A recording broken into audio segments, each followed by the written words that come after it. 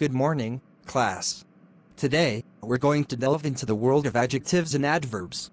Can anyone tell me the difference between the two? Adjectives describe nouns, right? Like, they tell us more about what the noun is like. That's correct. Can you give me an example? Sure, like the blue sky. Excellent. Now, what about adverbs? Adverbs describe verbs, adjectives, or other adverbs. They tell us more about how an action is performed. Great job. Can you give me an example of an adverb? She sings beautifully. Perfect! Now, let's explore how to differentiate between adjectives and adverbs. Remember, adjectives often end in L and Y.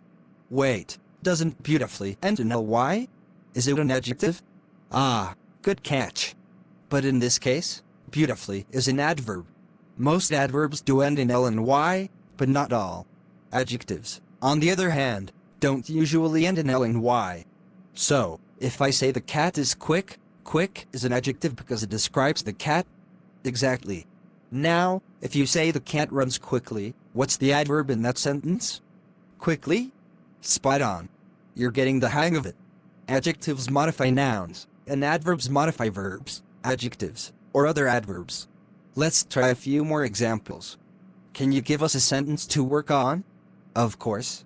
How about this? The girl played the piano. Group of underscores? Can we use both an adjective and an adverb in the same sentence? Absolutely. In fact, that's a great idea. So, how would you complete the sentence? The girl played the piano beautifully. Excellent. Now, let's add an adjective to the mix. The girl played the melodious piano beautifully. Fantastic job, everyone.